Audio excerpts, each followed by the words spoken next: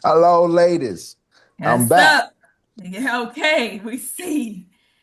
We got some new people with us, Drew. I mean, we all in this together. So we are just doing a quick review of groups. It's Okay. gonna be quick, but if it was some questions, you tell me, and we're gonna break it down, comb out the kinks, and get it all together. Okay. I All don't have right. anything right now. Okay. Can y'all see this? Yes. Yeah, Yes. Who coined the term group therapy? Jacob Marino, No. And Maureen, what was his thing? a Psych psychodrama, Like Psychodrama. What that look like in group? Give me an role, example. role playing. role role, playing, like How? acting. How? like the dynamics, the family dynamics, acting them out. Absolutely. So if there's somebody in group and just can't see that they're the problem, you're the problem. I'm not the problem. Let me show you. Holly, you gonna be the mama. Kelsey, you the sister. Lillian, you the auntie. Everybody, all right. Now I want Paulette, you to be the person who can't see the problem that they're causing. Go ahead and act out the story she just said. Yeah. Now you see where the problem come in. That's where he liked to do psycho drama. Who was the protagonist? Uh, The person who's the problem. Yeah, All the right. problem. The Oh, person who's the problem. The director would have been who? the Who's Me. person directing who the called it scene? together. The counselor, the therapist is the director and the producer, okay? Who is the preface of who is the well, I was about to tell y'all. Who is the preface of group therapy and why? Adler. Why? Remember what we said? Oh, uh, wait, why was he the preface of group? Uh-huh. Of group therapy. Where Oh, did it get family started? he was constellation. the There Because he you was go. family. family constellation. Absolutely. In the family system, he was big at understanding what's your birth order? The birth order. So when you're doing family therapy, it's a group. Yeah. So he was the preface of group. Jacob Moreno coined the term group therapy, and there you have it. 11 curative factors. Somebody tell me what altruism is. Altruism. I'm just giving back, not expecting anything in return. Yep, somebody tell me what universality means. You're not Like alone. it happens to everyone. We all in this together. Somebody tell me what interpersonal learning meant. About yourself and others. Like you're finding out about yourself and other people in the group. We Inter, know that is somebody else. How you break down that because it's word? intercourse is two people. Intercourse is two people, Intra, so yeah, is one. interpersonal is between me and somebody else, right? Hmm. Intra, it means it's inner and it's about me learning. So the interpersonal learning was they finding out themselves through other people.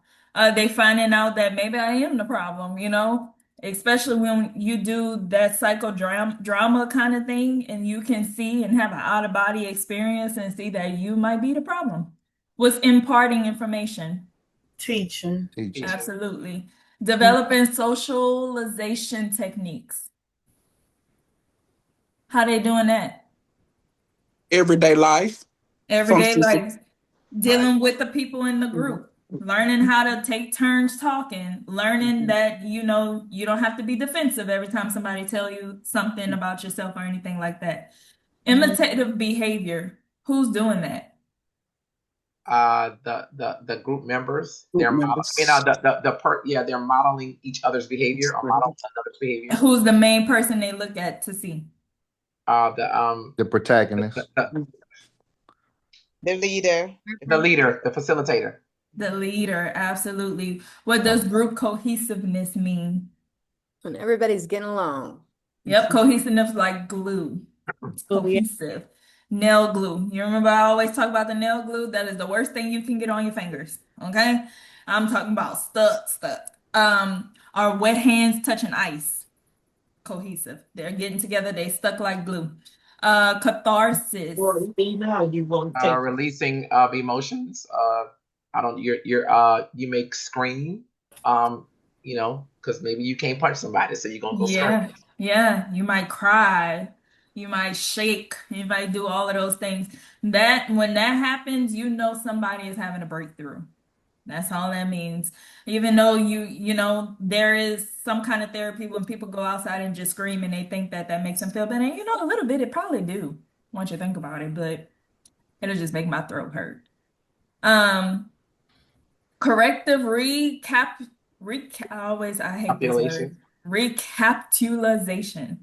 What is that? Um, when they look at the other group members, well, as a family, maybe it's correcting whatever they didn't have. They're looking at that as if it's that family. Absolutely, because most of the people in group are all black sheeps in their families. So I might as well create a family that going through the same thing like me, universality, right? Yeah. All right. Installation of hope. Recovery is possible.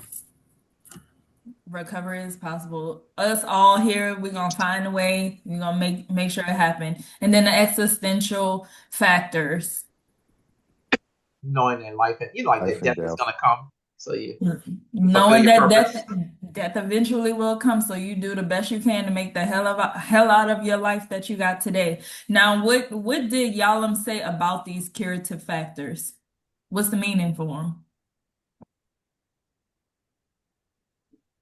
If they possessed any of these, if a person come to therapy and is willing to have all of these things, that they are able to be curative factors. Right. Yeah.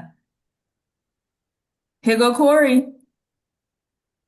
Group counseling core skills. Now this go past group. So like I said, there's going to be an opportunity where all of us is just going to straight up just study and do core and counseling skills because there's so many counseling skills on this test that you just have to know how to do.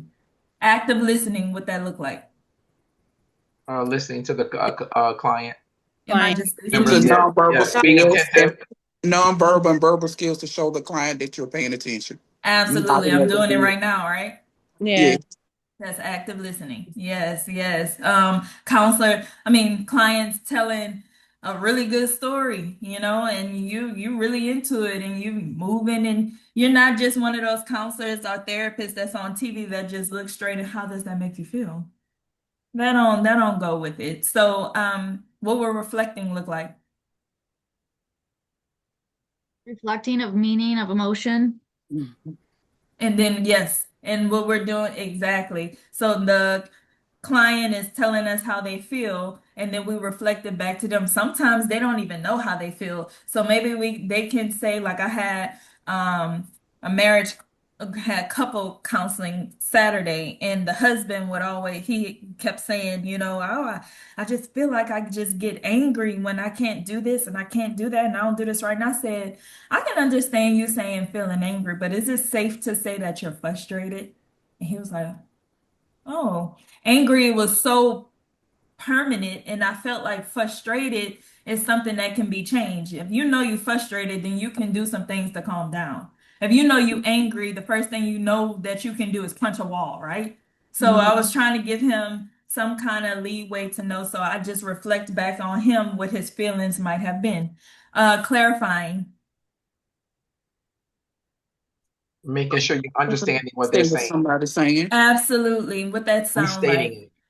And how would you say it in a session?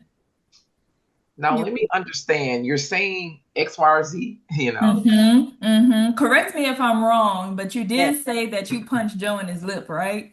Okay, okay, just making sure. Just making What I'm sure. hearing is, What I'm hearing is you're pissed.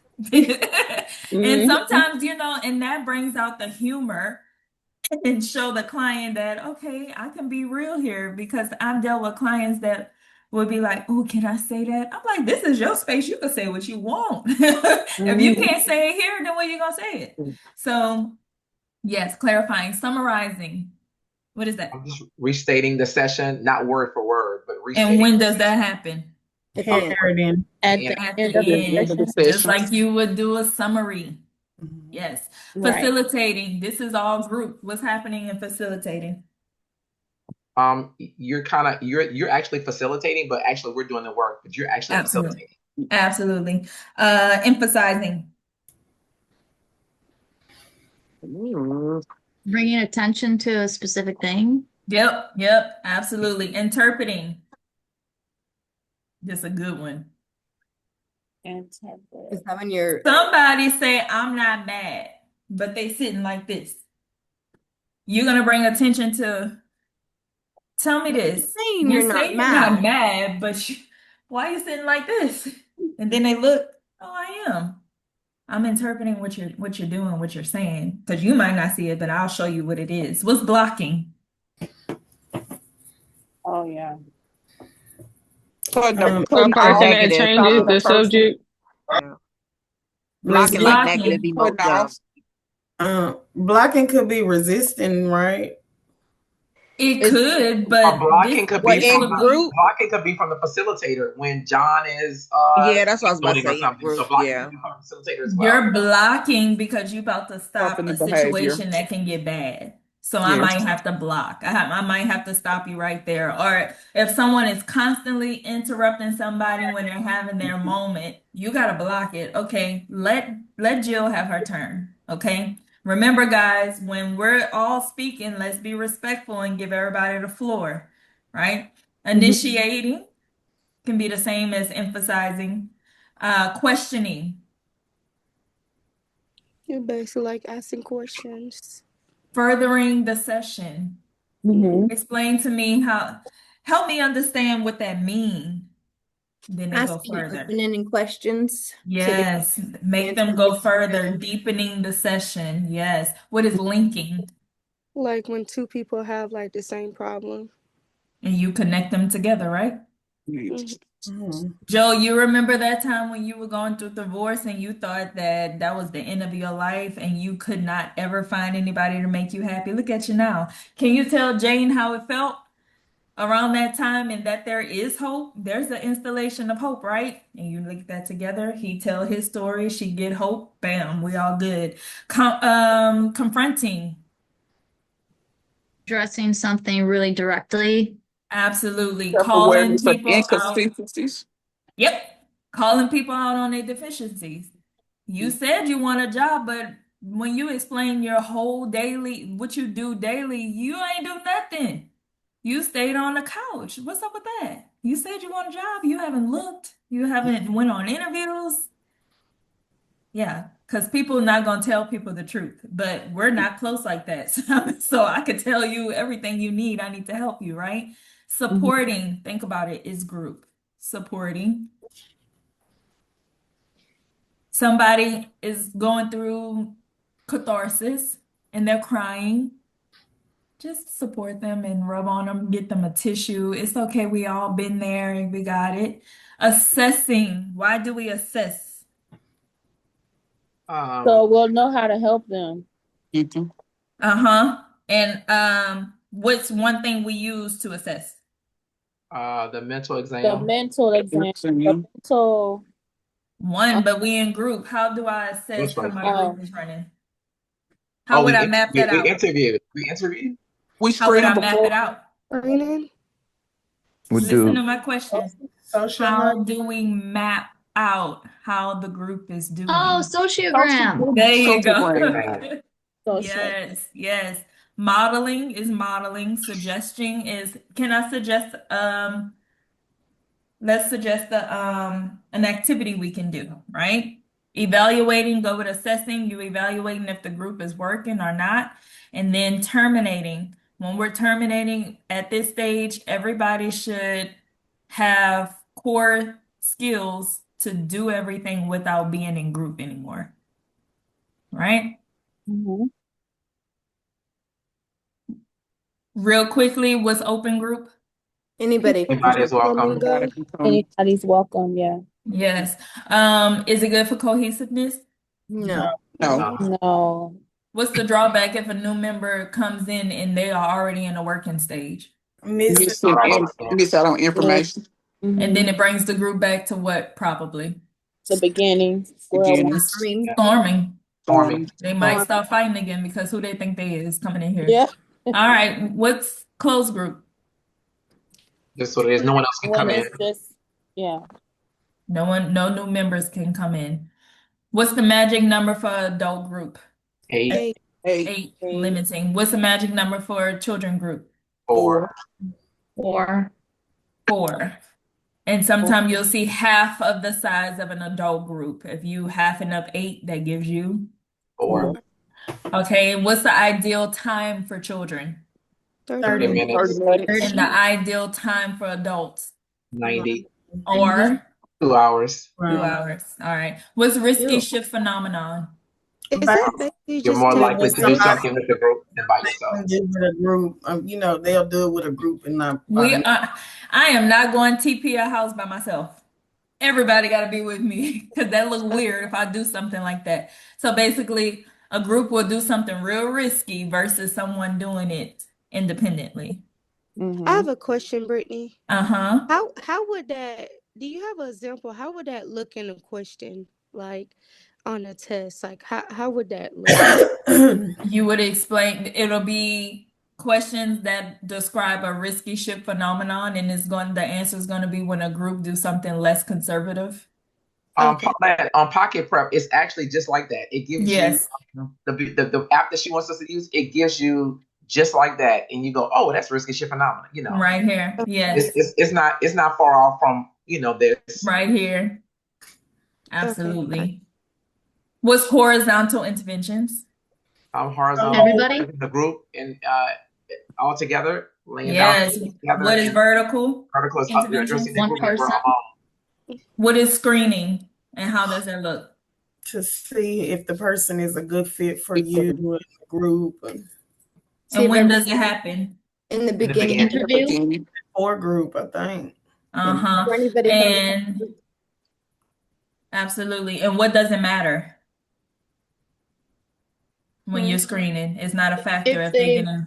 been in a group before? Oh And yeah. absolutely. Here go the And to see if stages they're a good fit. yes. Here go the stages that we talked about. We already said who Corey was. We said Tuckmans, and then we also said Yallums. Did y'all say Yallums? Mhm. Yes. Just know Yallums is orientation, conflict,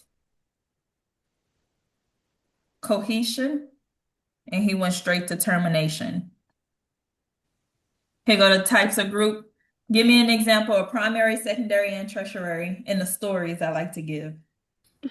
Primary would be like somebody is about to be maybe maybe somebody is pregnant. No, that's the second one. That's When it. they're That's pregnant. psychoeducation was primary, primary. primary Yes. speech, So if we Yeah, have like a group and we got a group of teenage sex girls, education, we're gonna right. give them sex education and trying to prevent them from getting pregnant. pregnant. If you have sex, you would die. I'm just kidding. If you have sex, there's consequences to doing it. It's a big responsibility. So please do not have sex. We're preventing them from getting pregnant. However, the second group, they already got pregnant. God darn it, we're on the second one. So we are preventing them from getting pregnant again, but we're going to give them remediation for how to take care of your baby, how to make sure that you are healthy so baby can be healthy and all of Or those you things, can right? talk to them about like birth control or something. About not getting the second one. Absolutely. Right. So in secondary, we're preventing and we're trying to like remediation is happening here. Like, yes, you did it, but let's not do it again. Yeah. Okay. And then the last one that's long term, that's probably a teen mother who probably got hooked on drugs too. So that's rehabilitation. That is long term. That is something that is going to happen in a facility, maybe. And most of the time, tertiary groups, and when we talk about tertiary, we're talking about people who have PTSD are like in a psych ward that needs therapy. Okay. Homogeneous mean the same group. This can be a group of everybody that is going through grief. And then heterogeneous can be variety of groups, a variety of things that's happening there, a category of illnesses. It can be women, it can be men, it can be young people, it can be old people. It's all races and sex. Homogeneous will most likely be a woman's group. or most likely just be a dad's group or something like that. Remember, I said counseling when we think of that. Counseling and guidance go together, but here is growth. They are looking for growth. And we talking about psychoeducation, that is information that's being imparted. For an example, the girls with pregnancy, we trying to stop them from getting pregnant, so we're educating them on sex education and have birth control and everything like that. Psychotherapy is therapy groups, like what we talked about, remediation, treatment, personal reconstructing, CBT, REBT, things like that. EMDR, all of that, that's therapy. Self-help, AA groups, structure groups, themed. This is a group for grief. This is a find a job group. All of these things. Task group, that's what y'all are. Where everybody in here is studying and working to get to something. And then a T group is training. That's what you find in jobs. Like trainings for new things. Different leadership styles. Remember, autocratic, quick, straight to the point, good for making decisions. Democratic, everybody have a say so. You can get in, tell me how you feel. And then laissez-faire, fairly lazy. They're not doing anything hands off. Process leader, remember they're looking at the feelings, the emotion, and then product leader, that's more of your behavior type leaders. Those are people that want to see the problem and fix the problem, okay? Co-leaders, the pros is two of y'all, one gets sick, one can go, still make you money. Somebody can look into the group while you're doing your thing and probably see a discrepancy and can help you out with that. The cons of it is if y'all on two different waves, it's not gonna work out. And if you are in conflict, the group will see it and call you out on it. Looking to see if the proximix is great. Where's the seating in the group? Make sure you're not sitting us versus them. Make sure, you're sitting in the group to where everyone feel included, but also pay attention to how your stance is when you're in the group. You can't be there with the book like this. You want to be like, I'm part of this group too, right? Pay attention to who's sitting next to who. That's a big thing in groups. If Joe and Joseph they sit together every single time, then we know that they like each other. So that helps when you're doing your mapping out or your assessing, right? Then they got all these group names. I'm gonna let y'all read it. And that's the sociogram. Okay. Now, assessment. What's your biggest fear? Everything. Well, it was the bell curve. Whoever Joy is, that was someone on your old videos, girl, she about 2 o'clock, I said, oh, I'm done. I got it now. Joy. Whoever that is. So she was perfect on, so this had to be like maybe back in March or whatever. That video of yours, which is, it was a total, like, I know which one you're talking about. I watched that too because Yes. I stopped getting ready. I wrote it down. Yes, Kelsey, I'm ready now. I'm like, oh, that's all I need. Yes, that's all I that's need. a good one. It is. Was it the one that I just uploaded? That's what I was going to say. Is it the one that's in the group or? I don't know, but I take private sessions with her, so she sent this to me on Friday. And listen, I've taken the test twice before. This has to be the only time, and I've been out of grad school since 2005. So look, out of all these years, 20 years, I finally got it 20 years later. So this girl broke this down. She enjoyed like to the simplest format. And at 2:30 today, I'm like, oh, that's it. So put it in the group so they can see it too, because I have so many videos. I don't know. Okay. Throw it in there. Assessments, y'all. So I already, like I do all the time, let me just show y'all. I already highlighted what you're gonna study on this green book, okay? So we don't have to stress about it. Oh, everybody that's new, the textbook we like to use is this green book. I will send it to you if you don't have it. What happens is when we're in group, we will go over it visually, and then after this will be uploaded in the group. And then all week there's groups that just pop up and everybody like to study. And I highlight what I want you to go over. So Do we all get Easy, right? together all week long? Whoever, sometimes you just got to keep checking in a group randomly. It'll be a I study love group that like. idea. I've been feeling so alone. This will be my third time taking it. And I've just been like, oh, yes.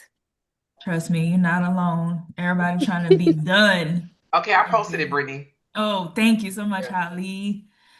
All right, y'all. So why do we have to know about assessments? Why it's so ghetto? Like why? Tell me why you think Well, so. you're collecting human behavior. I mean, whether if it's assessment appraisal, you're still collecting human behavior. You're collecting Yes, information to even know what direction to even go in, to know what tool to absolutely. use, to know what test to use. Yeah. Absolutely. Absolutely. So what's the difference between assessment and Well, appraisal? assessment is collecting a human appraisal, I mean, a human behavior, so whether it's going to be for your mental exam, and then your appraisal is like you do in school, the attributes. So you're appraising that, whether it's school or Ooh, you know who studied with me. baby, that video. When after we got the phone Friday, girl, that video, I meant I was not gonna be in today, I lost. went and found that video for you, friend. I put Period. it in the group, y'all. No worries. She was like, it gotta be a video. I said, it is. I just have to go find it. So So what happens is I put this in a group, and this is the green book is a jewel that people forget about.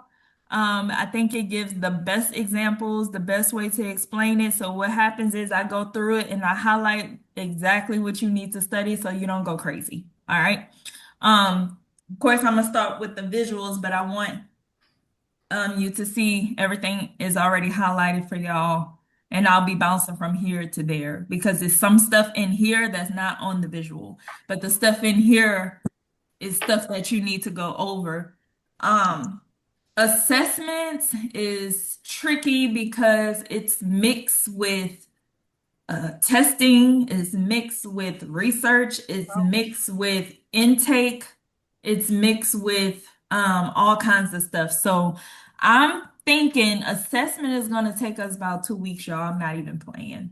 If y'all want to get it, get it. Um, Yeah, I need to get it, get it. I Yes, we need want y'all to to get it. get it, get it. We So want to get Lillian, you it. gotta go back on her old video. Now, Brittany, Oh, on that I old watched that video, video 3 times. yes, but you know what, Brittany, you go out of that hell with Hellwig, I yeah, go through all, so I yeah, went through every single thing for y'all. So you yeah, don't have to do it. But I yes. can pull Hellwig up, but the foundation, let me show you the pictures.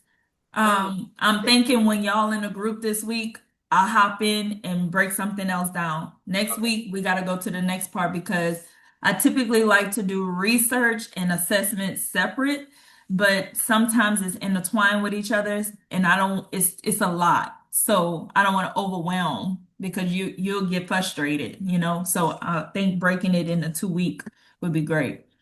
So just like Holly said, as counselors, we're responsible to always inform the client of limitations and our tool assessments and that's used, right? So where do I tell them this? Informed And the consent. people, In the form And of your information consent. to informed you. consent, absolutely. And the informed consent, if I have to test you, this is what we're going to do. This is what I'm going to use. This is how long it's going to take. This is who this assessment is normed on. All of that information go. And then every time you see them, you're going to go over the informed consent again, every single time. So if you are not trained on giving this assessment, do not give this assessment. One thing that I learned after I passed this test is you're on your own. There is nobody walking with you, telling you how you're supposed to be a therapist. Like, yes, your supervisor tell you somewhat, but not really. So you have to go to trainings. You have to pay and train. Like you have to get the training. And most of the time, I mean, I didn't know that. So I'm telling you, once you're done, there's different websites and different things you have to do to get the training because if you're not trauma informed or if you're not informed CBT, you really can't do anything about it. You can't do it, right? So just know that. Now, just what Holly said, the difference between assessment and appraisal. Assessment, we're gathering all measurable information about a person, right? We are assessing this person versus appraisal. I always bring up the education because that's all I know. I've just been a teacher and I've been a school counselor, and that's it. That's my whole life. When the principal comes in and appraise the teacher, they're looking at attributes of this teacher. That's what we're doing. We're looking at the attributes of the person. We're looking at their behaviors. We're looking at how they look. We're looking at how they respond.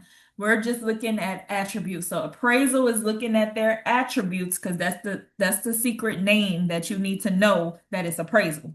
All right. Assessment, measurable. This can be test ratings, this can be scales, it can be observation, it can be interviews, all these things, right? So what's the difference between assessment? Are you collecting human behavior? Collecting You collect information. information. measurable. Measurable human behavior. Measurable information, Information. absolutely. And then appraisal, what am I getting? Their Looking at their attributes. Yeah, about the Attributes, judgment, thank yeah. you. That's all. What is psychrometrics?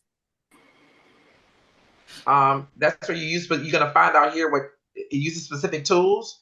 Psychometrics are people who literally just test people's psyche. Right? That's it. There's actually a job for psychometrics. There are psychometrics or something like that, but all they do is test people. Like there is a building I saw, and all they do is test, and people can bring their kids there to get their cognitive testing done, all kind of psychological testing and all of that. They're psychometric or matrices, however you say it. And that's to test their mental state. Intelligence, personality is just straight up psyche testing. Okay. Anything psycho like in your head is testing for it. Now, here are the different types of tests. Can someone tell me what's an intelligence test? Like the IQ test? Oh, like what it is. No, That's their cognitive abilities. Mm-hmm.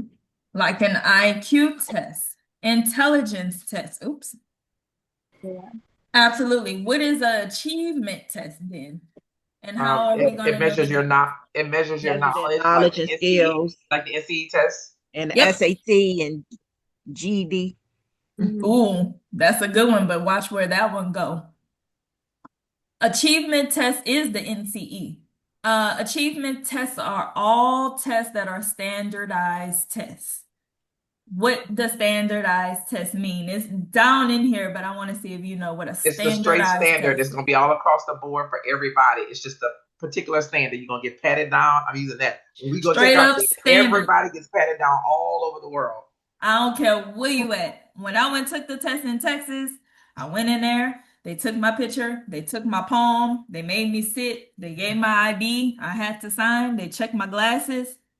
When Holly go, well, she gonna be at home. But if she go and she was in Louisiana, Oh, she I go did. in, They say it's she the take same a thing. picture. I've been in They person do the before, too. palm. They do. Yeah. You can't talk. You can't move. When you gotta leave, you raise your hand. It's standard.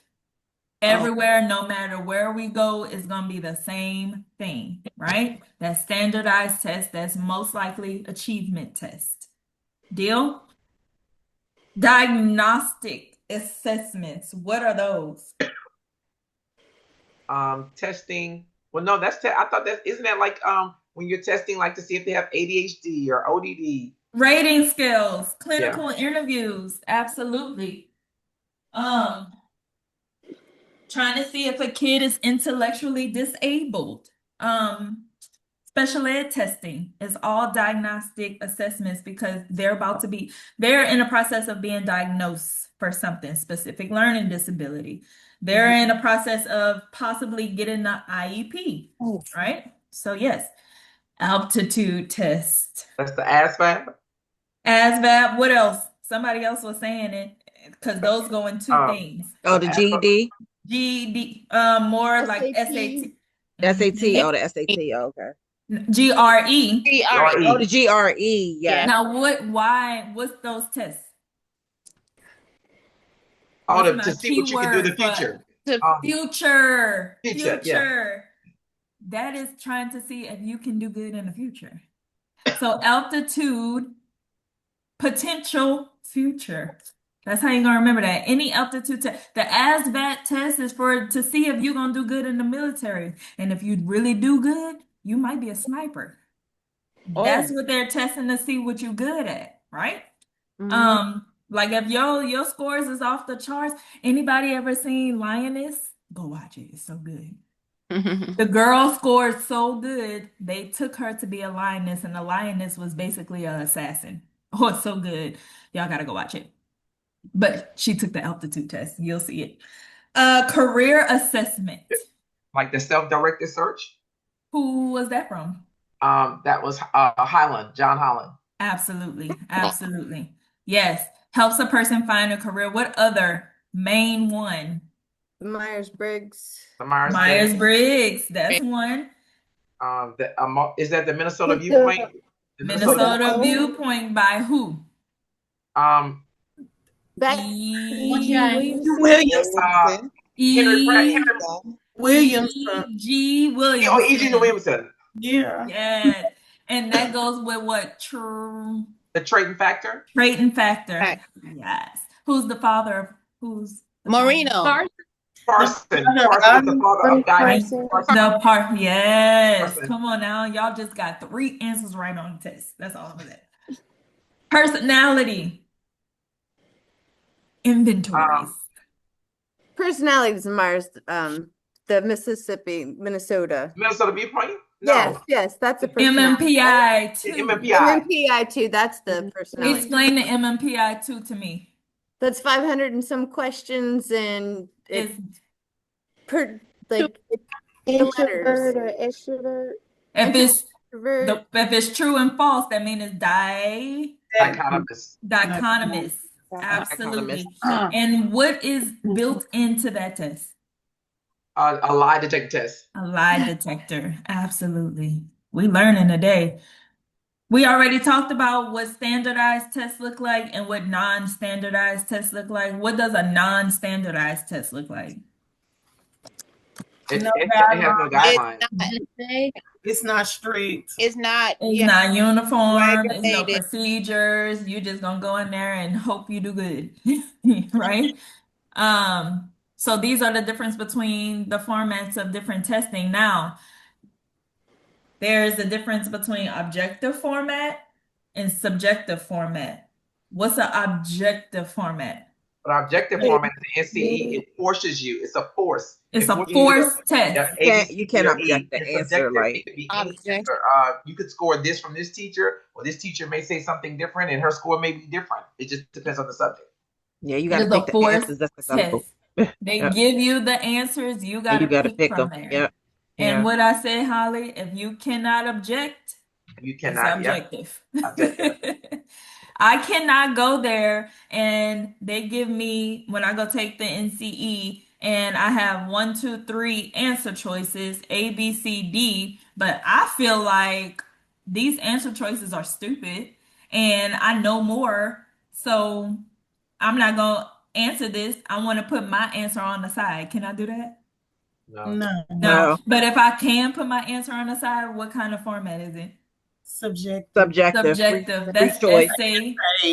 Essay, your own words. Short answered, those kind of things. So if I cannot object to any of these answers and I have to pick what they gave me, that is an objective test. You cannot object to it. It's objective. All right. So you can't write answers on the side for the NCE. No, you're answering what they give you. You're answering what they give you. No, I'm not saying like, put your own answers. I'm saying like if you like have a question, and I know they probably give you the multiple choice, right? Mm-hmm.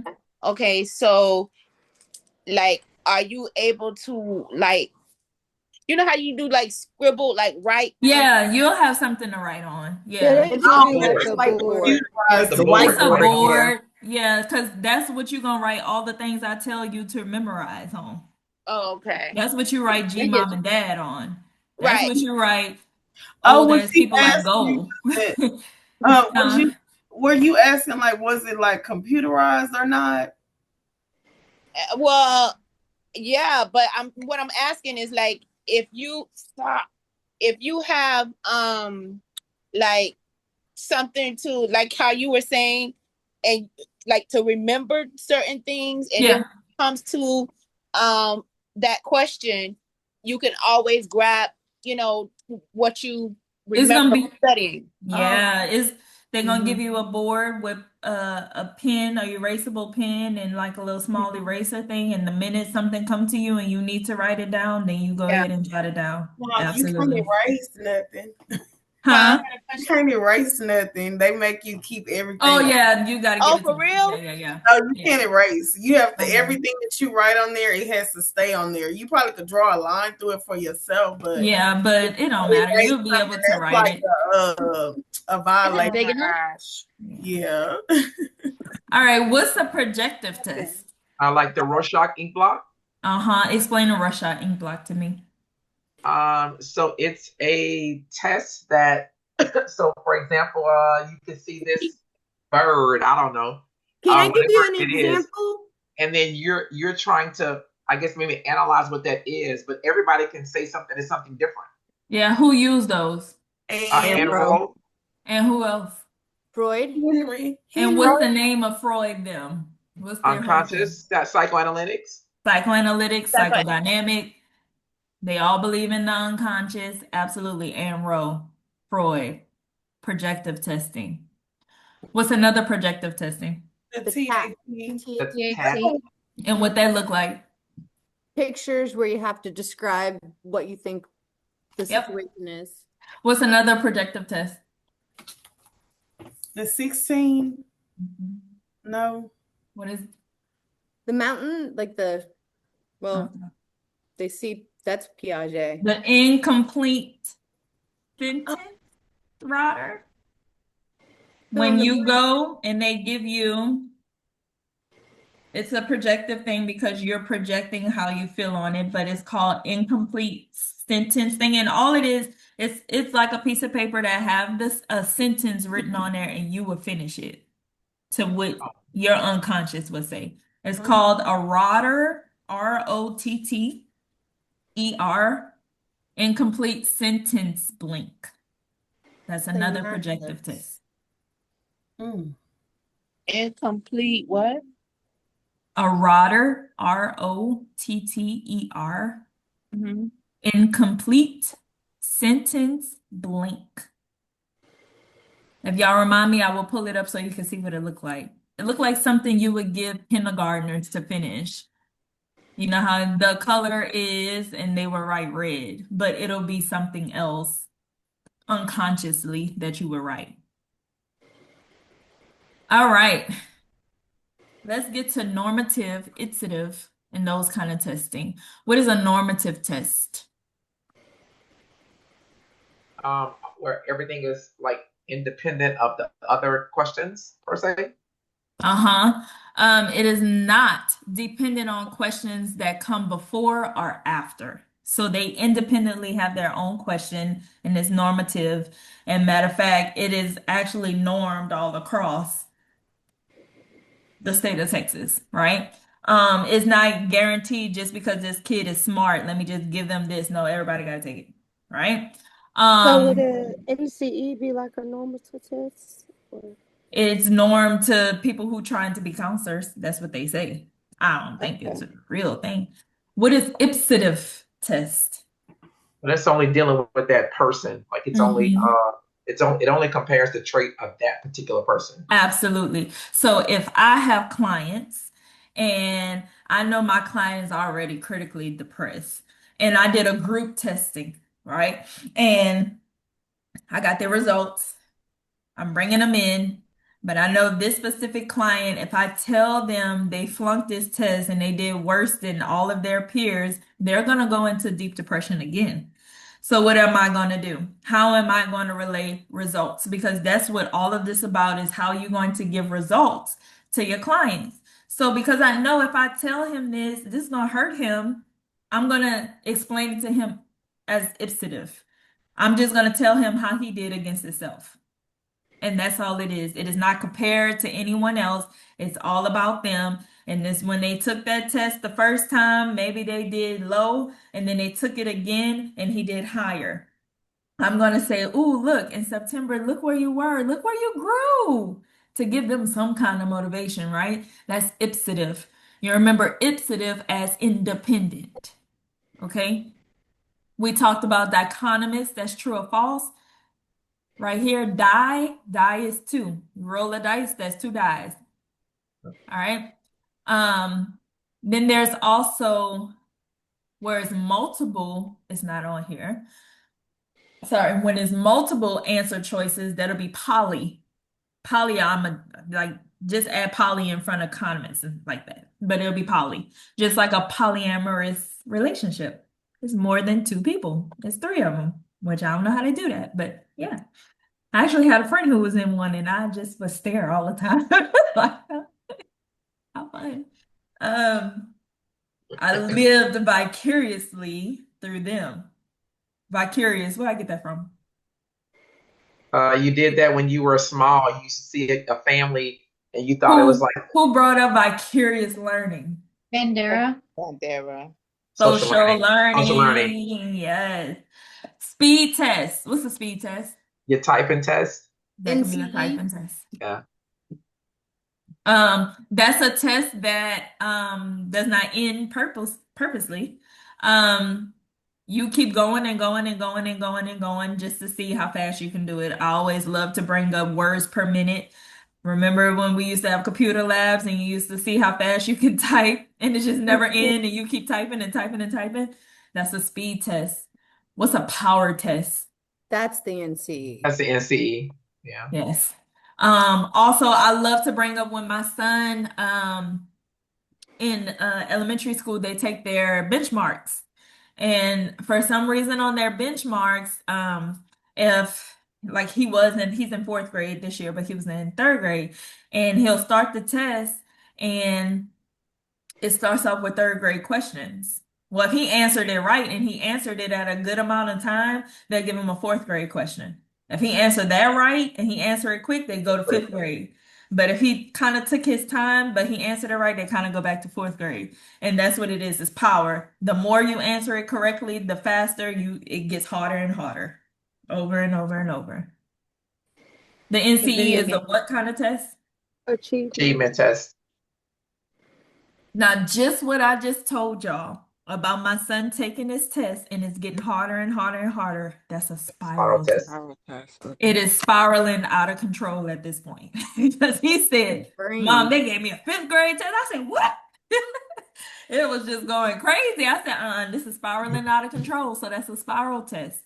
Now, the cyclo test is a spiral test just in different subjects. So that's it. That's the difference between them two. It's just multiple sections, different subjects. So the spiral test, he was spiraling out of control. That was in math.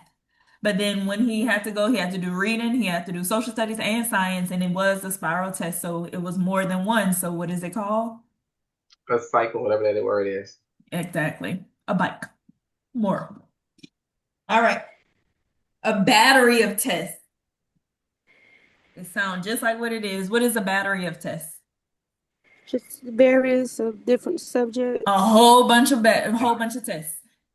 They just use the word battery. It's a battery of tests. It's probably 5 of them we got to get through. So here we are. Star test. Huh?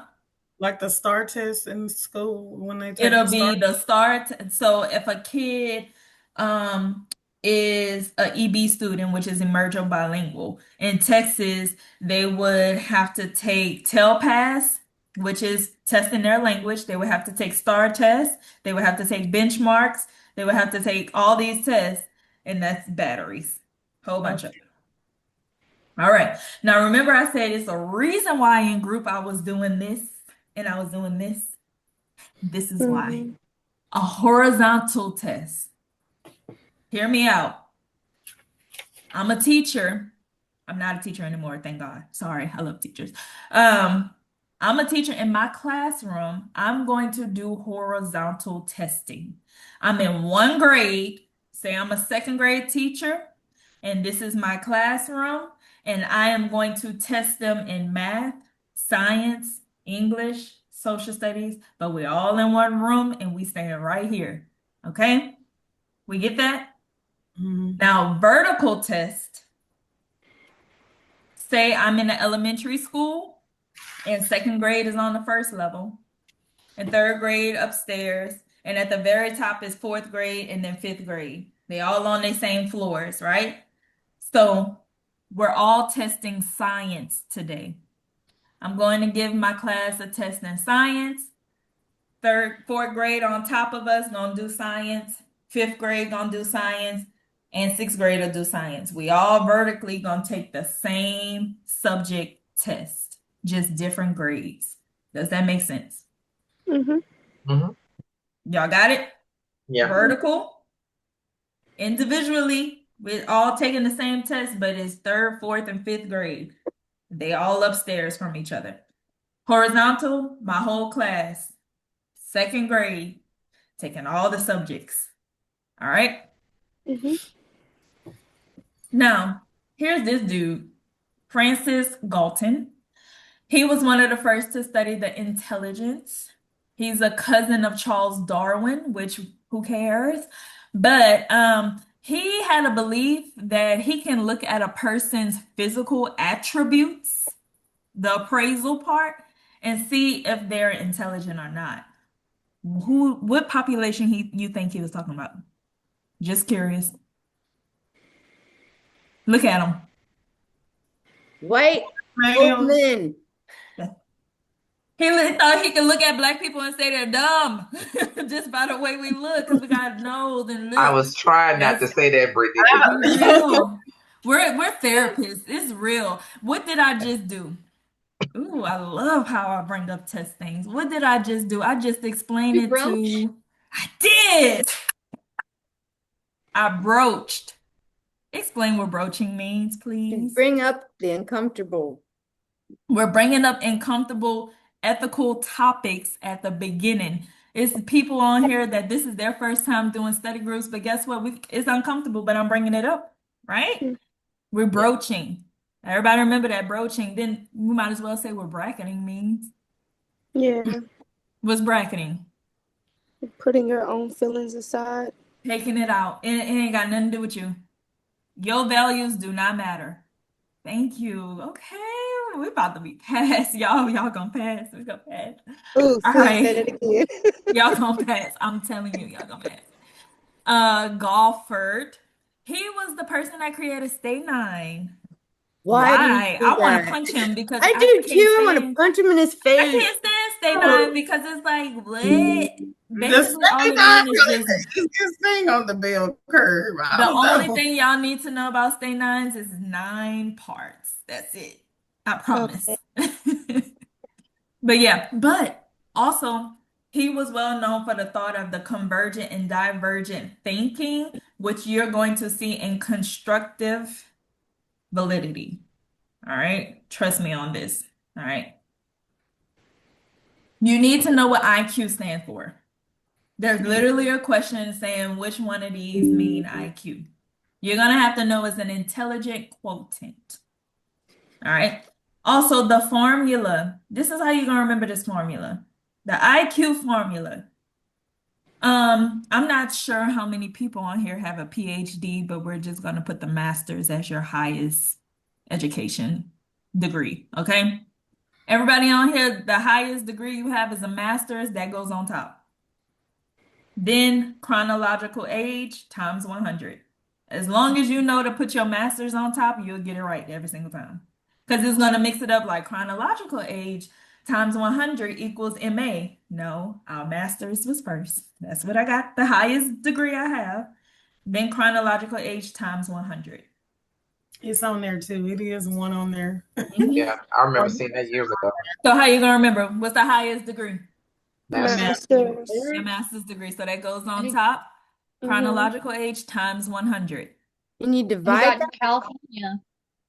Yeah, master. And you don't, it is literally going to be written out. You just pick which one is right. You don't have to write it. Like, you don't, it's not going to be a formula where you have to, there's no math on this test, which is great. I had math. You had math? I didn't I have math. had math. I had math. I had fucking math, and my pen did not work, and my whiteboard wasn't working. There was no air conditioning. Seriously, like the first place I tested at, Oh, there that was was a horrible math. test. I did not have any math, thank Yes, God. there was 'Cause just that would like, have been yeah, there was wrong. math on it because I had never studied for it, and I was just like, oh my gosh. Because I On mean, what part, what it was asking you. Now, it did ask something about the bell curve and something that I had to do one thing, but I kind of just, it was not even like the mean, meaning, and the mode. It was you take somebody got this score, and like every answer could have been correct. So you could have took the score and divided it, and then that answer was there, or you took that and minus the standard deviation one way or the yeah, that's other. gonna be one I'll get wrong.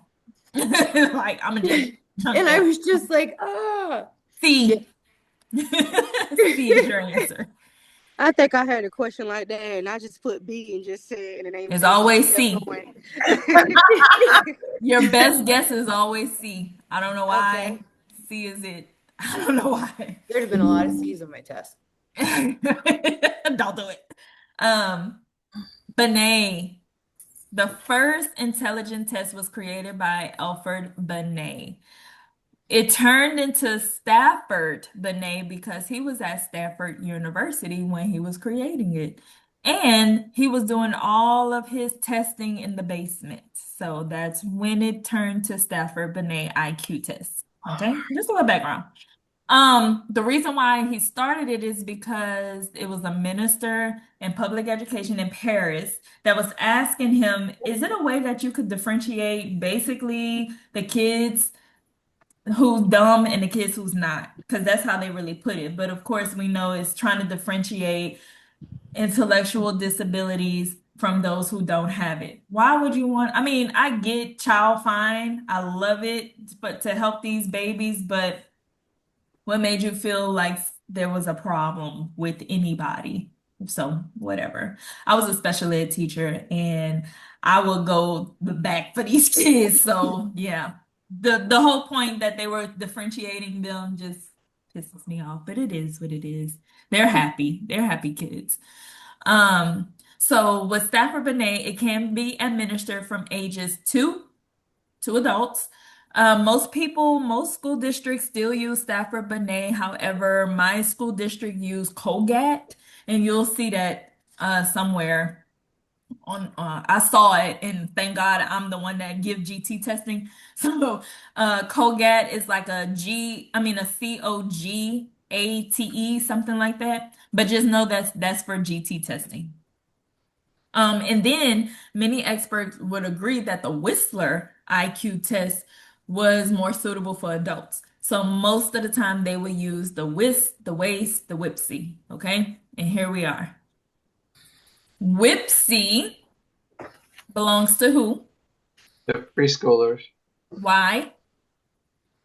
Because they got their P and M. And they Yeah, the pee on them. they pee on themselves. They pee on themselves. So 2 to 7. That's how I remember it. I'm gonna have to remember They something. pee, so they're preschools, right? I probably And never forget that pee on themselves. pee on themselves, yeah. I have to thank Dr. Pam for that. She came Yeah, up with that's what I that. That heard. was You really know, that's where I good. got it from, Brittany. So. Yeah. And then waist, you're gonna remember that A for adults. Adult. 16 to 90. Now, I do want you to see, I know it says 7, but for your safekeeping, put 6. So 2 to 6. Then, you know, the one with the C, the whisk, that's for children. 6 to 16. And then from 16 to 90 is the adults. All right. Your magic number is 6. Ew.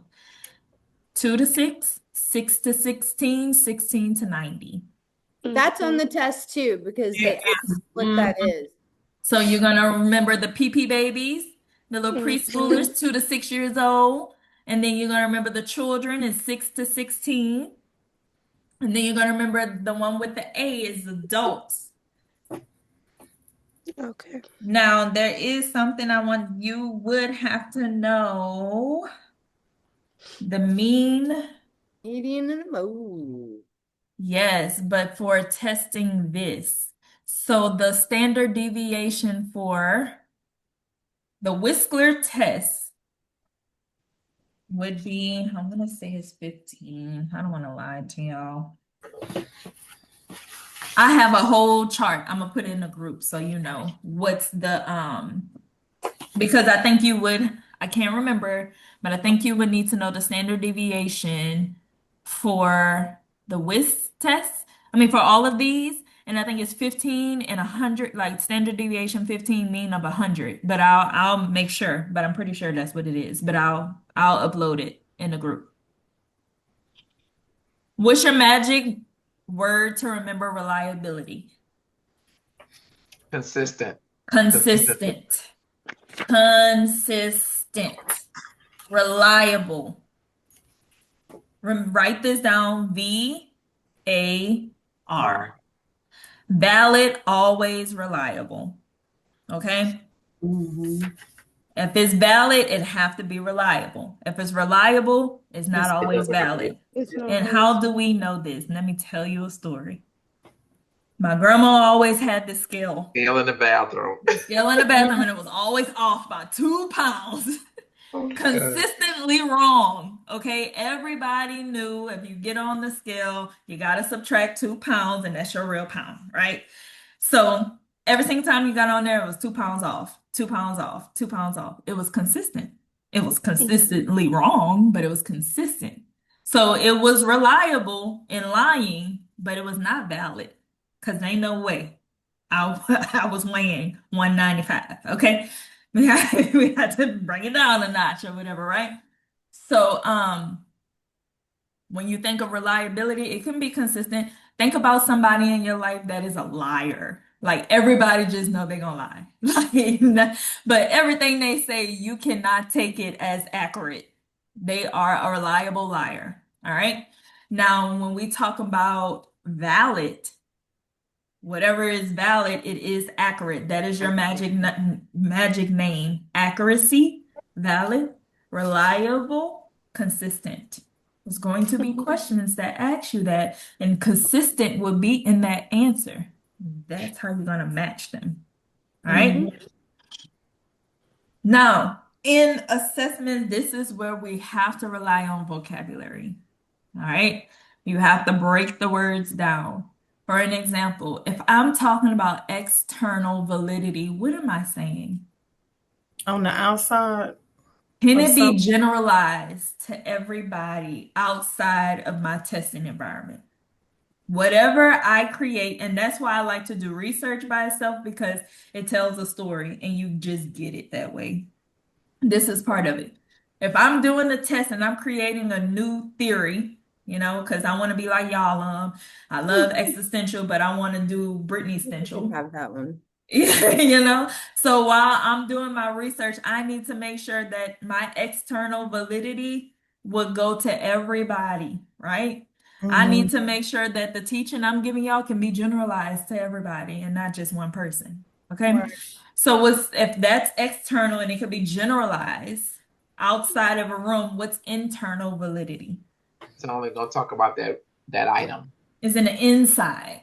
So whatever I'm testing in the inside, inside my testing needs to be valid. Right. So if I'm going to use ABCD theory, inside my test, it has to be valid or I can't use it. Right? Mm-hmm. Inside. The 3 M's. So it has to be validly right? It has to be accurate. Remember, your keyword is accurate with valid. Okay. If you write valid, it better equal accurate. If you write reliable, it better equal consistent. Okay. That's your words. All right. The 3 M's. Mean, median, and mode. Somebody explain to me how I get the mean. The mean person, the mean guy is in charge. You're going to add up all the numbers. The mean guy's in charge, so you can always be to the right. Add up do all the I numbers. add up all my numbers? How do I order them? You arrange them from least to order. the greatest.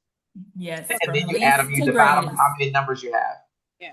You're going to add them all up. 2 plus 2 plus 3 plus 5 plus 5 plus 7 plus 8 equals 32. I'm going to divide that by how many scores I have? 1, 7 numbers. 2, 7 3, scores, rather. 4, 5, 6, 7. So 32 divided by 7 gave me my mean. How do I get my median? Start from the beginning. So from the least to the largest, up and then the number in the middle. I'm going to order my numbers from the least to the largest, and I'm going to take my finger because I'm so elementary school. I'll take my finger and I'm going to keep covering up the number until I get to the one in the middle. However, it does not work like that all the time. Right. Sometimes I'm going to have 2 in the middle. In the middle. How do I find the mean between those two? Add them up and divide them by what? By that. But divide by the 2. Divided by 2. And that's how you get your number. Okay, say that. Sorry. You're going to add those 2 together and divide that number by 2. Okay. So if you have 2 that's in the middle, you add it together and divide it by 2. Absolutely. Okay. You're just finding the median all over again with just 2 numbers, basically. Okay. That's like if you have like 9 numbers, you'll take the 2 in the middle. Add them together because you're going to find the mean for those 2 in the middle. That's on the test too. It's a question like that on the test. That's how I know that one. We're talking about the median. Thanks. Absolutely. Oh, yes. So we were saying, you know how you can do the median and you might have it to where you would have one number in the middle. However, that does not happen all the time. You can be left with 2 numbers in the middle. So when you have 2 numbers left in the middle, you would have to find the mean to the 2 numbers. So you would add them together and divide them by 2. Oops. You get it? Okay. What's the mode? Mode equal most. Most frequent, yeah. Which one you see the most? So what numbers we see the most? 2 and 5. So now sometimes it'll be one number you see the most, or sometimes it'll be like this. But if we get it like this, what is this called? A die, right? No, it's all multi. What's a person that like a girl and a boy? Bimodal. Bimodal. Bimodal. Die means 2, bi means 2. So there you go. It's called bimodal. And a bimodal, if I was to graph that, what does it look like? 2 curves, 2 belly. I like to say boobs. If you lay down, You have 2 of them, yeah.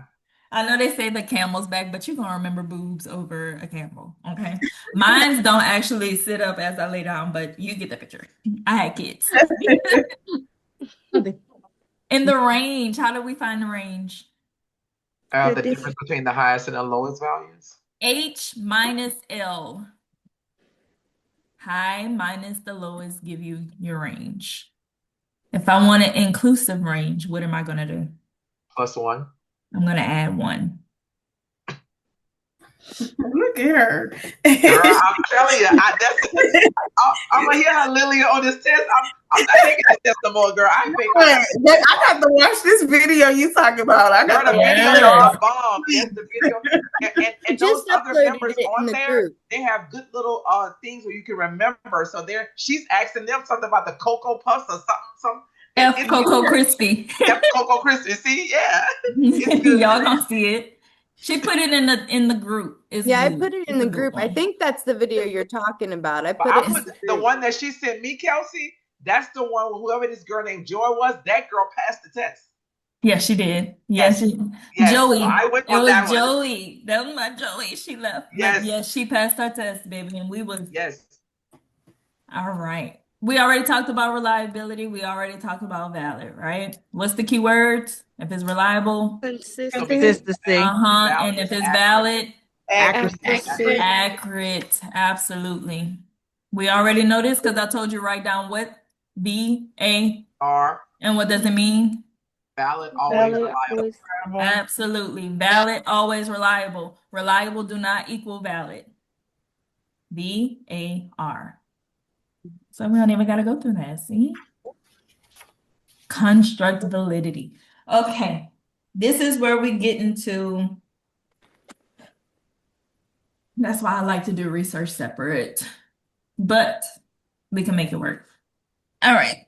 So there is this thing where if you are creating something or you are getting ready to test the client, right? We have to make sure that everything that we're using to test this client is actually geared toward testing this client for their problem. So if a client comes in and say they have a depression problem, I cannot give them a test on overeating, or I cannot give them a test on PTSD and they're just depressed. So that's when you have to look at if the test is valid in the construct, in the content, in the face, and all of these things. Okay. So I figured if you understand it like that, then you'll understand what this stuff means, right? So when we're speaking of construct, breaking this word down, what does construct mean to you? Construction, you're To gathering. build. That's how the construction. Construction. How is it constructed, right? In this case, how is it constructed theoretically? Because we're therapists, so it have to be theories. It have to be psychoanalytic, psychodynamic, existential. It have to be gestalt or any of those things, right? Whatever I'm going to use is the construct valid in using this with this client? Is this making sense to y'all? Yes. So when we speak of construct, we're speaking of the theoretical construct. Is what I'm going to use constructively going to help this client, right? Because it's some things you're going to use with clients that would not help in certain things. Like if someone needs CBT, honestly, person-centered not going to work for real. They looking for behavior work. So the construct of me using person-centered would not be valid to use with this client that needs cognitive behavior therapy. Does that make sense? So the construct would be construct validity is trying to see if the construction of this theoretical framework is valid for me to use. Valid means what? Accurate. Accurate. So is this theoretical thing I'm going to use, the constructs of how it is created, going to be valid when I use it on this client? That's So what would an easy way to remember it, like finding the correct assessment to use for someone based on their diagnosis? absolutely. That's exactly Okay. it. Yeah. Now we get into content. What does content mean? Is Like it what it's information? so what you're seeing, is it that? And the only reason I can remember that is because on that video you said about the Bible. So the Bible is the face, the printing inside of there, the words Is the content. that's If correlation I to that see, face. absolutely. If I see, because I got a million Bibles, y'all, I'm telling y'all. If Mhm. I see this, I'm gonna go to the store and I'm gonna pick this up, knowing for a fact because I see this. When I open it up, there's gonna be scripture in here, right? Mhm. This would be my what validity? That's gonna be your face validity. This is my face. I will go and I will see that this is a Bible. This is the Amplified Bible too. That means it's breaking it down. Face. I know that this is a Bible. Correct. So I automatically know if this is my face validity, it's accurate. It says a Bible. So when I open this up, it better be some scripture in here. Content. So it's gonna be your The content. content in here better be scripture. I better not open up this book that says the Bible and its ingredients. I'm gonna be mad. That's the content. This is the content validity. So I opened this up. My face validity, is it valid? Yes, it is. Okay. It say what this say? It's supposed to be what? It The says so. Amplified Holy Bible. Okay. I opened it up. There's scripture in there. Is this That's your is my content. content valid? It's Yeah. it's valid too. Yes. So is my content valid? What's another word for valid? Accuracy. So Accurate. this accurate, you think? It is. Then we good. We can use this because I'm trying to change my life. I can use that. That's valid. Mhm. not criterion-related validity.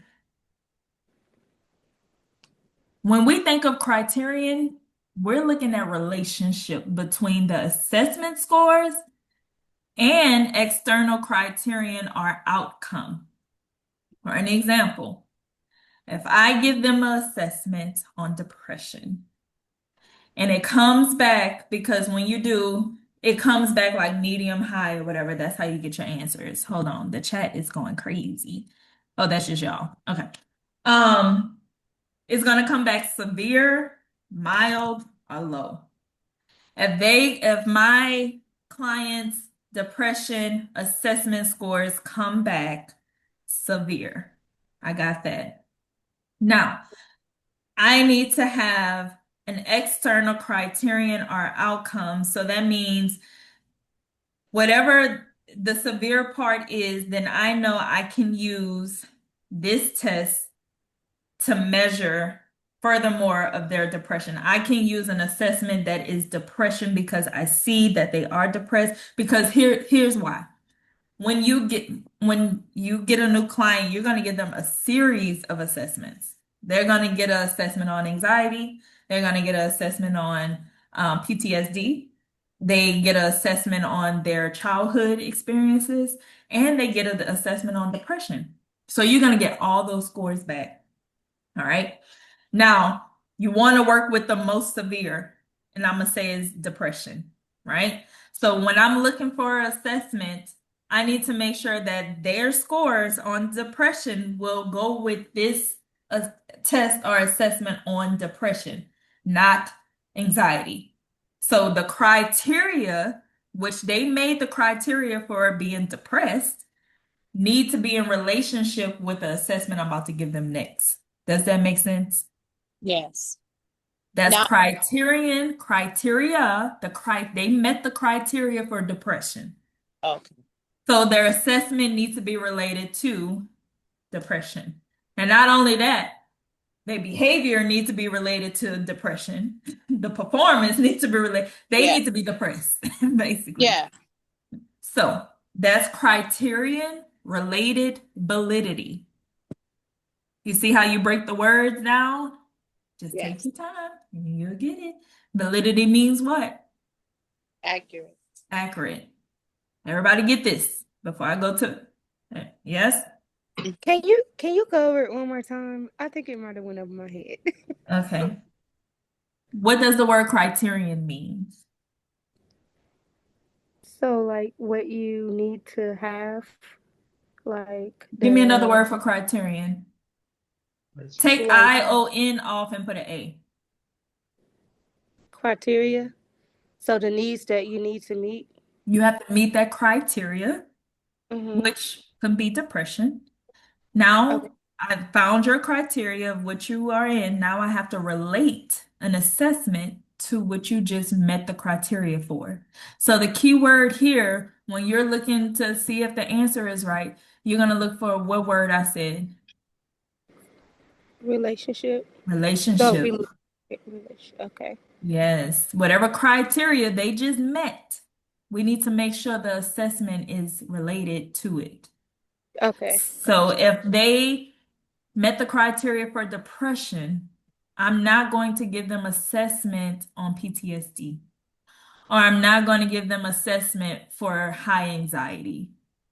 Let's work with depression. Let me find you an assessment that's with depression and let's do it. I can't be off the wall with it. You get it? So isn't that similar to constructability? But see, in construct, it'll be a diversion, and I'm getting to it. It'll be diversion or it'll be conversion.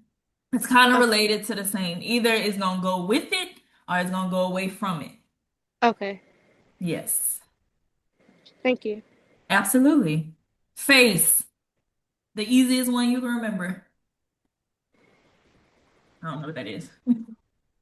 We know this the Amplified Bible right in the front. That's all you need to Accurate know. content. But It it's is what it also is. the weakest form because we just looking at it. Right? But it's a form of validity. The normal bell curve. On the bell curve, it's important for you to know that the mean, median, and mode all fall exactly in the middle of the curve. Do you hear me? What falls exactly in the middle? The mean, medium, and mode. They all fall exactly in the middle. All right. Now, if everything is perfect, we're going to get a normal distribution. All right. If there's a negative skewed or a positive skewed, that means something went wrong. All right. Now, when you think of a number line, do everybody have a pen and paper? Yes. Draw a line, like a number line. Let's do a number line, actually. Draw your line in the middle, put 0. Let me know when you got it. Got it.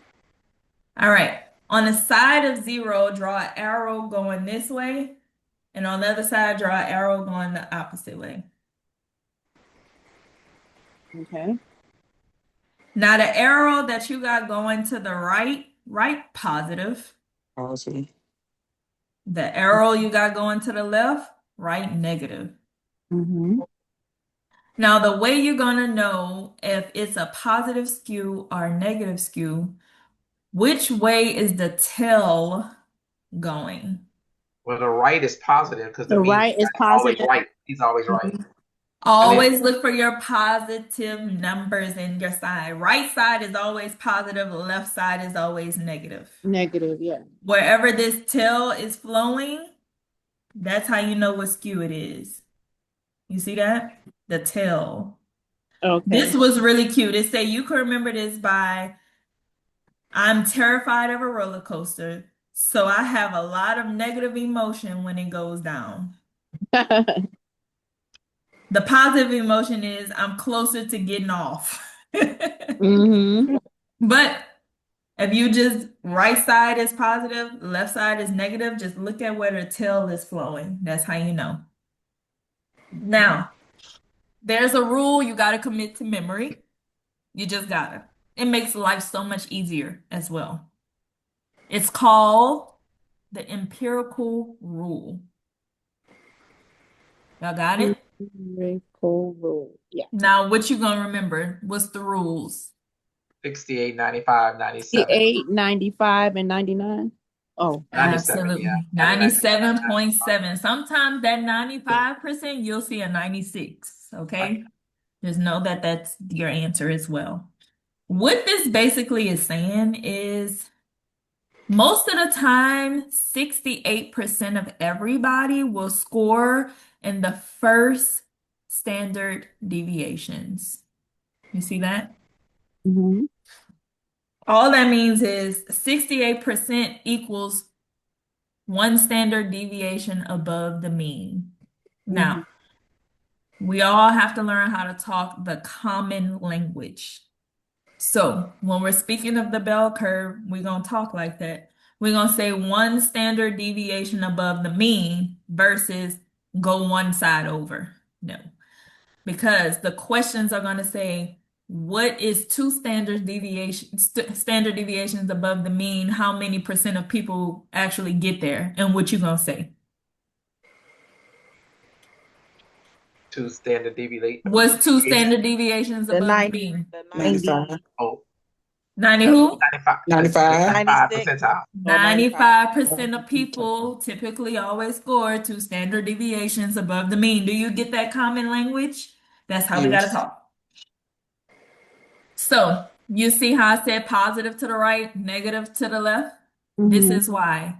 Positive numbers to the right, negative numbers to the left.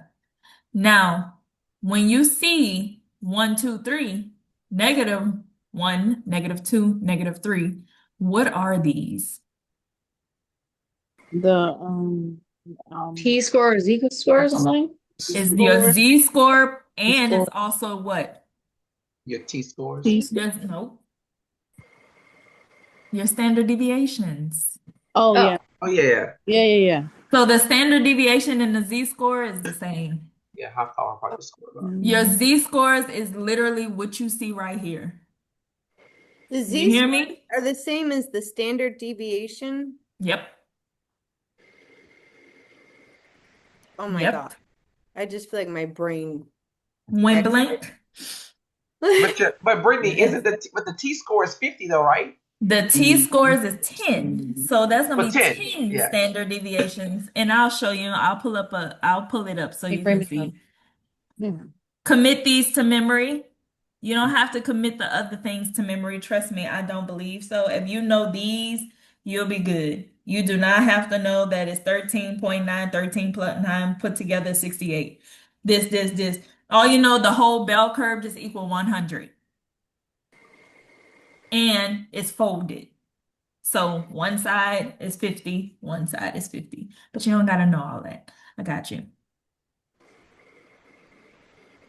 These are just math terms that I'm not going to confuse you on right now because this will go with research.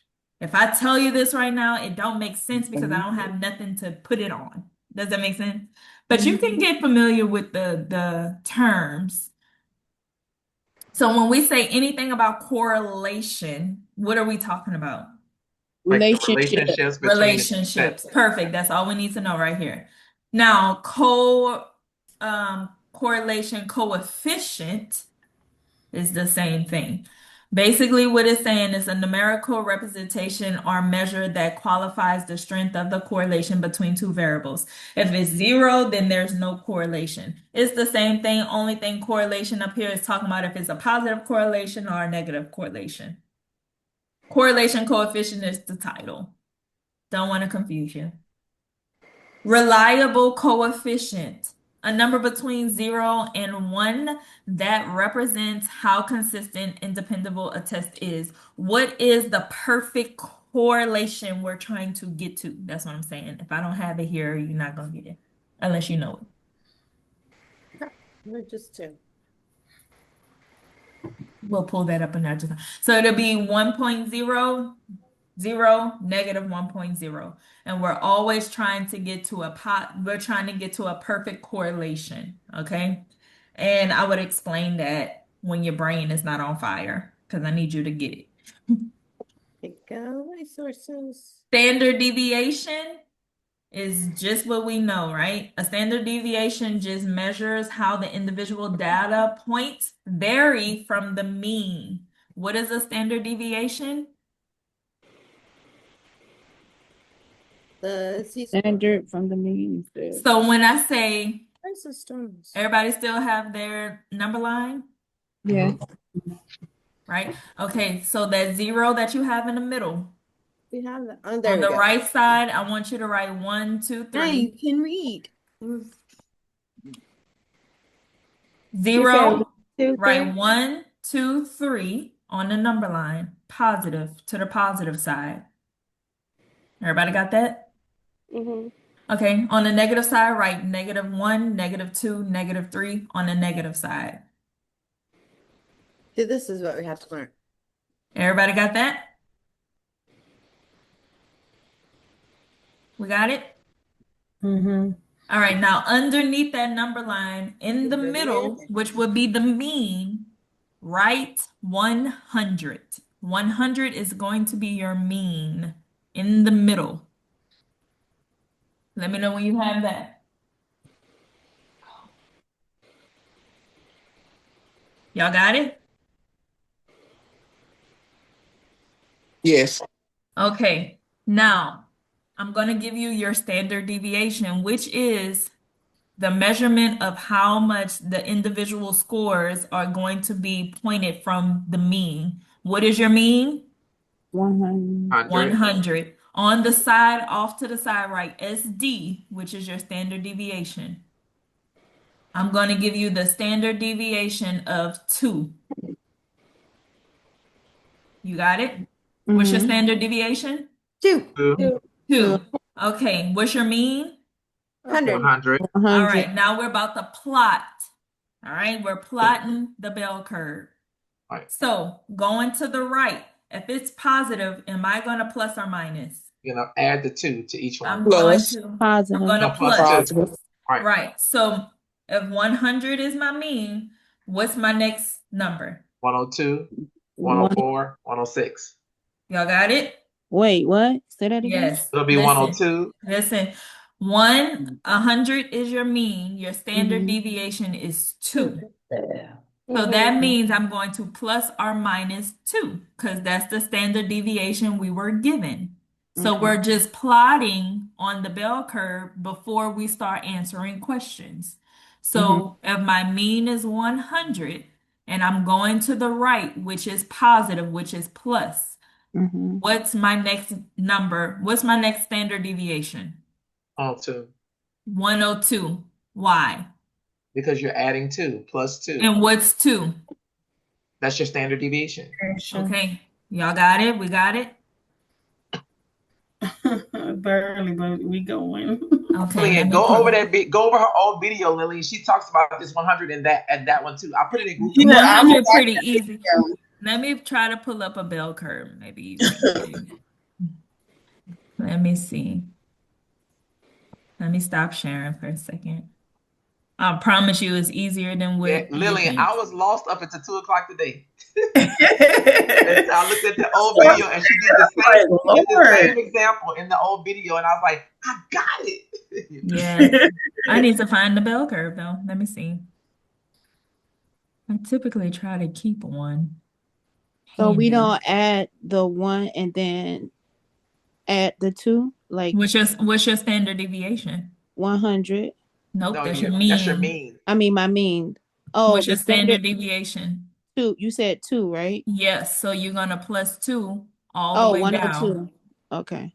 And if you plus 2 on 102, then what's the next standard deviation? 104. 104. 104. And then what's the next one? 106. 106. Okay. Now let's go back to the mean. That's 100. Now I'm going to the left side, so I'm taking away. Okay. So what's my next standard deviation? 98. And then what's my next one? 96. And then 94. There you go. Where is the bell curve? Why can't I find one? So on the test, like if you get a question, would it tell you like negative? Like It how can always you give you the standard deviation. Okay. So if it says -5, then you know to take away 5 if or the plus mean is 5. 100, then it would be like 95, 90, like that. Yep. Okay. I'm trying to see if it'll let me see a good one. I have a good one, but I would have to search for it, and I'm not trying to do all that. Oh, okay. I think I get that part now. When you said, as long as you know your standard deviation. They're gonna give you your standard deviation, and you just plot it. Like for an example, let me see if I could just pull this up.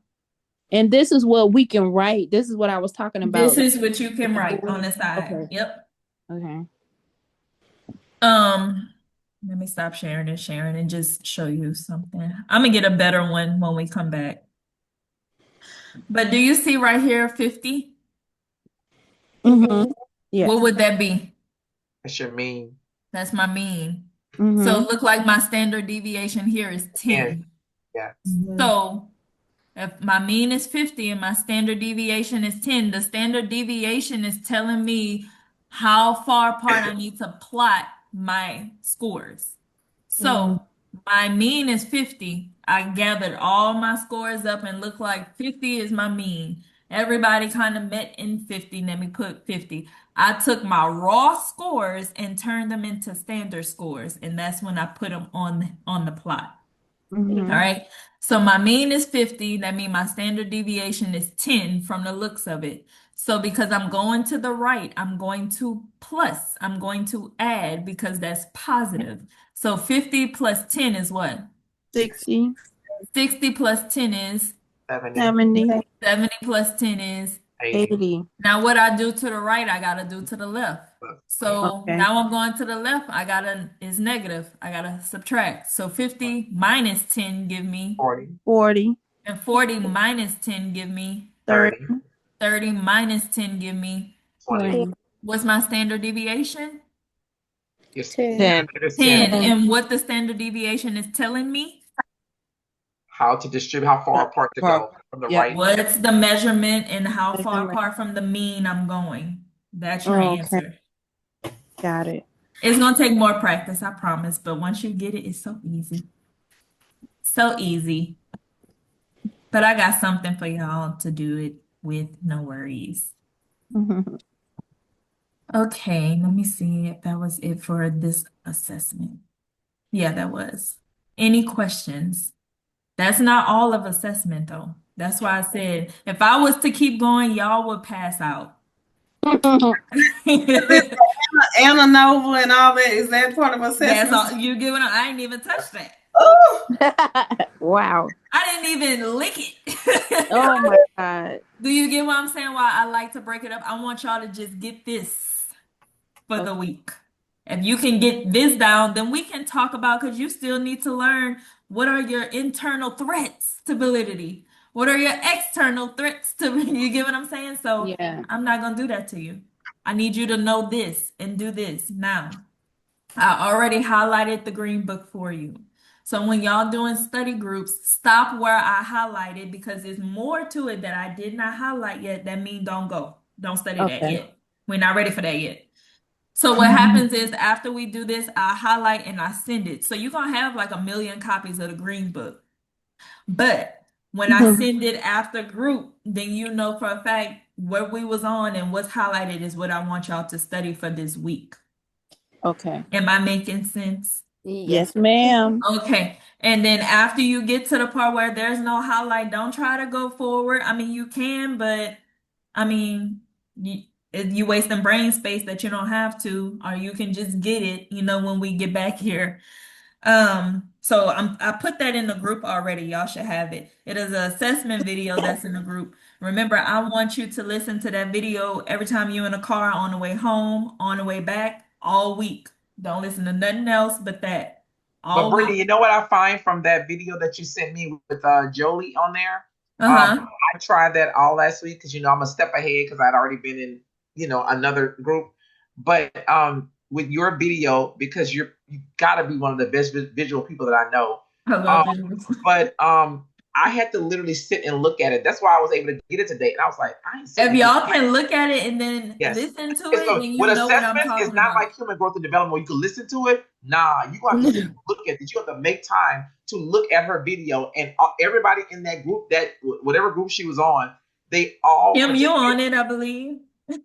Okay, yeah, and they all, it was all, she sure was on it because I remember her name. It all was great because they all had their own little somatics to how they remember stuff by.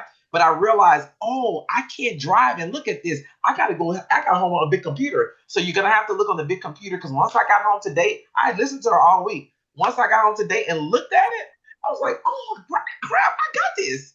So yeah, I had to take a break because it's overwhelming. And I'm theoretical too. I'll be, woo, yes. Yeah. That's why I love your videos. That's why when I was like listening, when I was getting I'm ready so big and I use my hands a lot, but and I could get it because you have visuals and like just the way you explain things. And I'm like, yeah. And so I just stop and like start writing. I wrote down like the 68, 65, 99 with my eyeliner. Like, I'm like, I gotta stop this and I gotta get downstairs and write this out. So watch the video after you watch, and you can do it tomorrow because right now, all this information, you just got it. That's all your brain can take right now. I'm gonna tell you right now. That's all your brain can take. It's okay. I know the test is right there, but I promise you, if you just follow what I'm saying, you'll be able to retain so much more. Don't cram because it's too much information. Oh yeah. So I watch the videos like 3 times a day. That's what kind of helped me because at first I didn't do that the first time. I was just reading.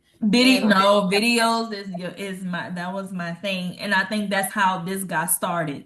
I think like we were just studying, and then I was like, let me record this, and then here we are. Yeah, so Brittany, one thing I do, and I think you and I have talked about this in private too, Brittany. So one thing I do agree with the other lady, is that 3 times a day, 5 days a week, repetitiously. So I do agree with that. That's probably one of the things I do agree with.